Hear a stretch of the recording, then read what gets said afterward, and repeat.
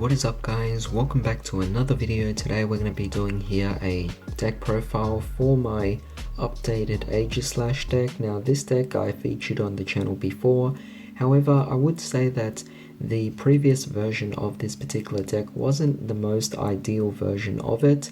It could definitely improve, not to mention I didn't even have all of the cards that was necessary for this entire deck. However, with that being said, here is something that is updated to suit the new format, because with rotation on its way, I have had to make a lot of adjustments to make this deck actually more viable for that particular format.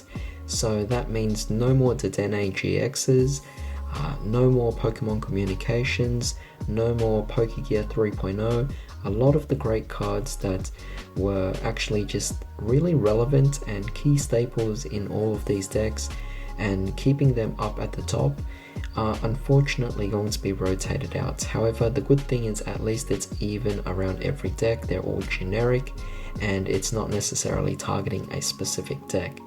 So with that being said, this is going to be my new take on the more so 2021 rotation, despite the fact that it is still quite a while until it actually comes by. September 10th is the day we actually have to look forward to, or in this case dread for.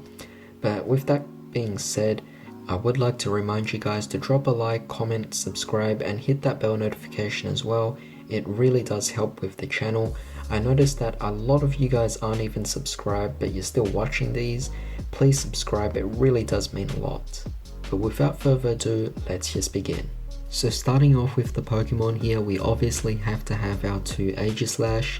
We have here the sword form and we have here the shield form.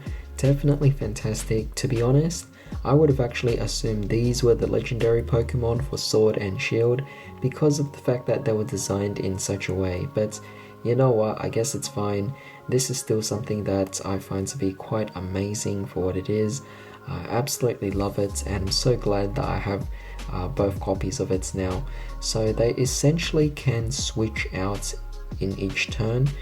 The shield version pretty much protecting itself completely from any kind of attack your opponent deals, and then when we switch back to our regular sword version, we could then just go for the full attack onto your opponent.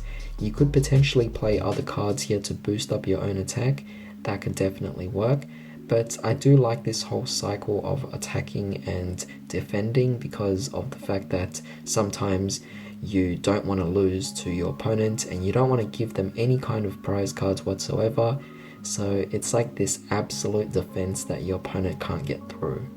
Of course, being that it's an Aegislash deck, we have to play the other cards of course, so the stage 1 Doublade and the 4 copies of Honage.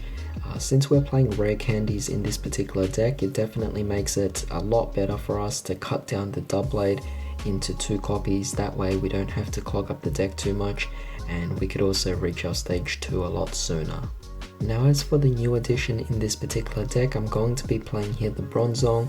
The Bronzong is just really amazing because with this particular deck being a metal deck, you can turbo out the metal energy so quickly, and Bronzong just allows you to then attach that energy again into your Aegislash when needed, otherwise to all of your other Pokemon as well.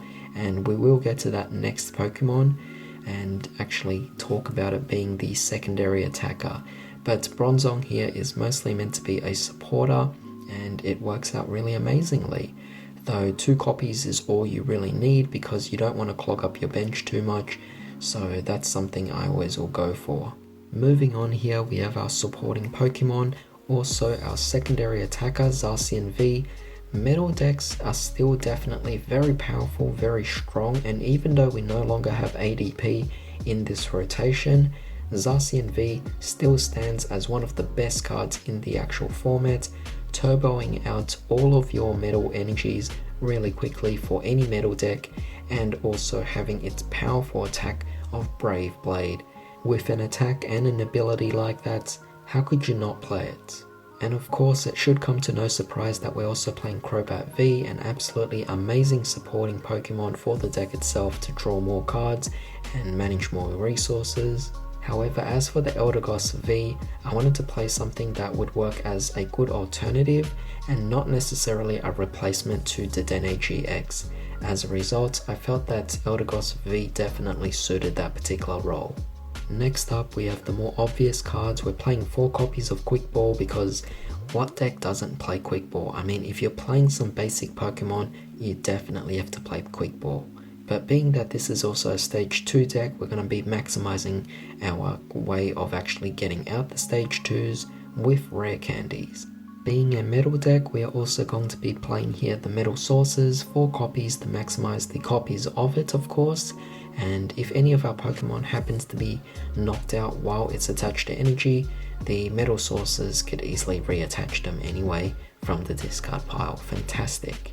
The Cape of Toughness is something I find to be quite fun because if you attach it to Zarcian, your opponent's going to have quite a bit of trouble actually dealing with it. But at the same time, your Crobat V and your Eldegoss V are your supporting Pokemon, and there's no way to really bring them back to your hand.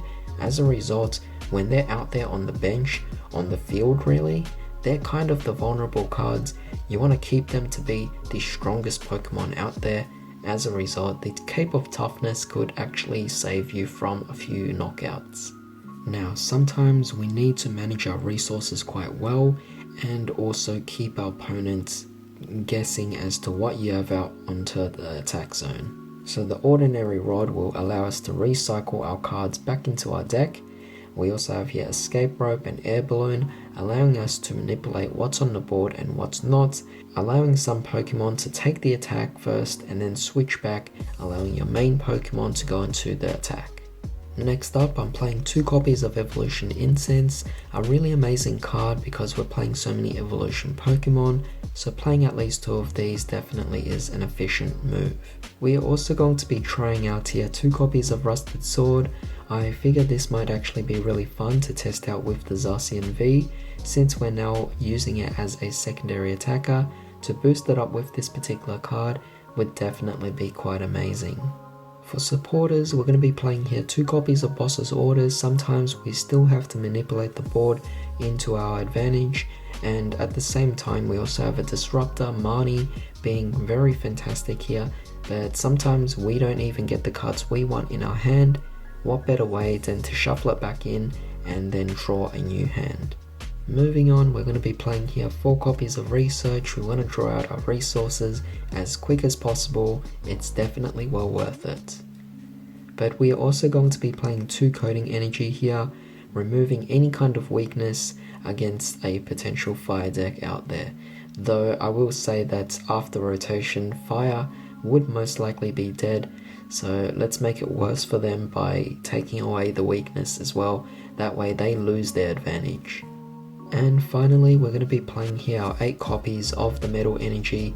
We definitely want to play a lot of Metal Energy here because we do have the Zarcian V, allowing you to turbo them out from the deck really easily.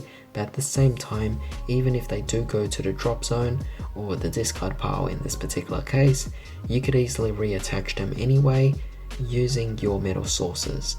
Once they're on your Pokemon, you always have Bronzong to manipulate them, switching them to different kinds of Pokemon that is actually suitable for that particular circumstance. So with that being said, I hope you guys enjoyed this particular video, and I hope you guys have fun playing this particular build of this deck. I hope you all have a fantastic day. I will see you all next time.